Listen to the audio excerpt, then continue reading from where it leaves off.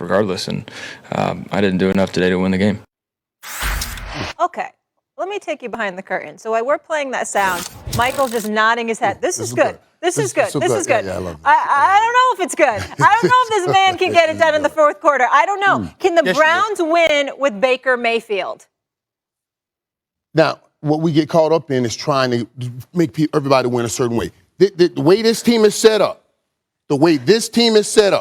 running the football, playing great defense, and asking Baker to make a few plays here, make a few plays there, and Baker can make those plays. Say what you will about yesterday. That was a great game. Baker still had 300 yards throwing the ball, 2 TDs. He had 122 passer rating. So don't come in here saying that. Why y'all looking at me like this here? Because I'm waiting to hear what was good. How can you not believe this team? That defense yesterday gave up 47 points. That's not what that defense always do. That is not what her question was. Can you win with this guy? You said Patrick Mahomes. It doesn't matter what we've seen. You trust him. You've seen him in the big games. He's proven clutch moments. He's got that killer Tom Brady. Does this guy have that? Because that's what it's going to be down the stretch. I trust the team that he has around him in the way they play football. You're not asking him to be Patrick Mahomes. So to ask me, do I trust him on the level? I trust Patrick Mahomes would be an invalid question because the answer would have to be absolutely no. But do I trust him within the system of how they play football? Like Nick Chubb rushing for 161 yards. Absolutely, I do within that framework because I'm asking him not to take over the game, but make sure you just don't make the bad play to hurt the game. I love this one of the promos when they showed you was dancing while I was doing my A-list in the Big D. When I showed up to visit you were dancing because you dancing now. You dancing now. That's what you do. I'm giving you the truth. I'm giving you the real. No. You ain't giving me the real. Here's the real. Hold on. Here's the real. You ain't winning no title with no Baker Mayfield. It's too many roadblocks. Now, we understand. Wait a minute. Nick Chubb is a stud. Nick Chubb is a stud. That brother's something special. All right, and Kareem Hunt, they're a dynamic duo in the backfield. Fair enough. Yeah, fair enough that their defense is not as bad as it looked yesterday, giving up 16 points a game. Yesterday they gave up 47. I totally understand. It's an aberration, which is why we're going to have a discussion about Justin Herbert a little bit later on in this show, because that's a brother that's worthy of being talked about. Having said all of that, here's the reality of the situation. You have a 14-point lead. You can stop the bleeding. Baker Mayfield wasn't able to do that. You could talk about his numbers in terms of his 300 yards, but ultimately you had a cushion against the Chargers that you wasn't able to hold on to. And when I look at it from that perspective, I'm thinking about when it was time for Stefanski to rely on somebody. He sat up there and, excuse me, listen, even in the last possession, all you needed, you had to go down there, you had to get. What are you doing spending so much time, like 50 seconds or so, just to get 10 yards? You just look at some of the decisions that are being made, some of the decisions that Baker Mayfield made. He's good. He's talented. But when you look at Justin Herbert, you saw somebody that's just on another level. You see, when you look at the Cleveland Browns, Browns, it's because of Myles Garrett and that crew on defense and because of what they got going on in the backfield that makes you say they're going to be just fine. Baker Mayfield ain't the reason, and I'll tell you what the most glaring thing is, which is once again what you missed.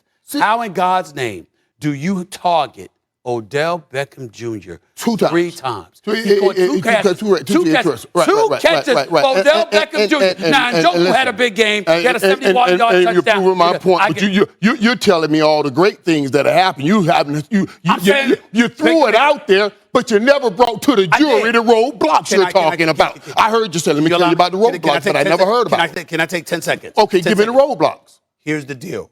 Baker Mayfield, when you think about the Cleveland Browns, you think about everything but the quarterback. Anytime that's the case, it ain't going to give you a Super Bowl, bro.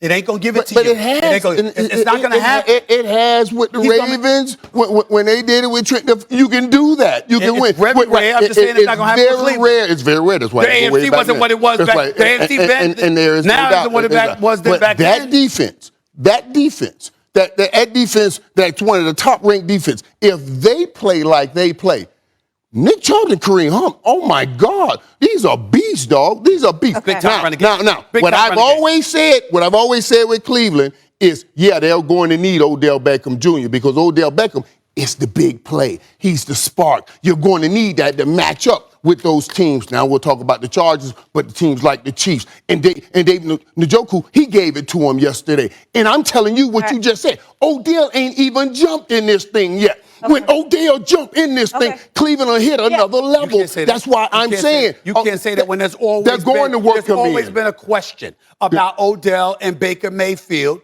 in terms of their cohesiveness together. That's always been a question mark. But and you know that. But that's when they were trying to find the identity for the offense. Now the identity is set for the offense. Odell has to play his role in this offense, and that'll give them something special. You know you're wrong. No, I'm telling you. You're wrong. Okay. You can't expect Baker to be Patrick Mahomes, but he has enough to get his team there. Baker has 44 total QBR, 25th amongst quarterbacks. And when I asked that question, I didn't mean he has to be Patrick Mahomes. I just meant when the game's on the line, can you count on him? Does he have that clutch thing? I shouldn't have invoked Patrick Mahomes. And what makes him have at least the thought of that clutch thing is that he's willing to take the shot. Okay. I know dudes that ain't willing to take the shot. Okay. He's willing to take the shot, and he has the players to help him make it. Stephen A. Brave. Stephen A. Yes. Well, it takes that. It takes that. You got to be willing to take the shot. He's willing to make the throw. Who's the team to beat in the AFC right now? Man. It's a toss between the Chargers and the Bills. Ain't nobody asked you about a toss. I'm going to go with the Bills. Ain't nobody asked you about a toss then. All right, come on now. All right. I don't know why you say that. Say it with your chest out. Right. No, let's do this over. Let's do this over. No. Time out. Do it over. Right. Okay, excuse me.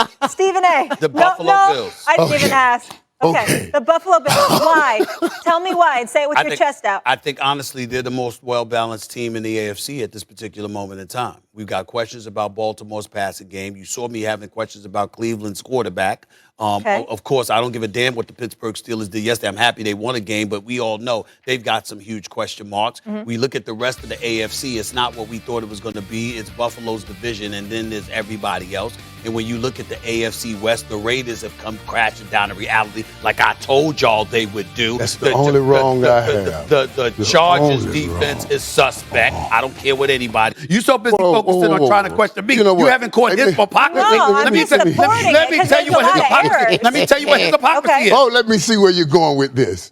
Let me see. I already know. We are sitting across from a 3-time Super Bowl champion, right?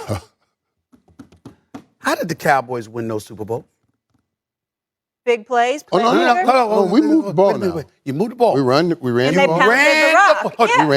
the ball. Right. Last year, against these Buffalo Bills, the Buffalo dared them to run the football. What did they do? They ran it. Last night, they ran it about 12, 13 times. Right. Clyde Edwards-Helaire had the ball 7 times. Okay, so you're trying to fling the football. Right. You didn't engage in ball control, moving the chains, exercise patience. You know why?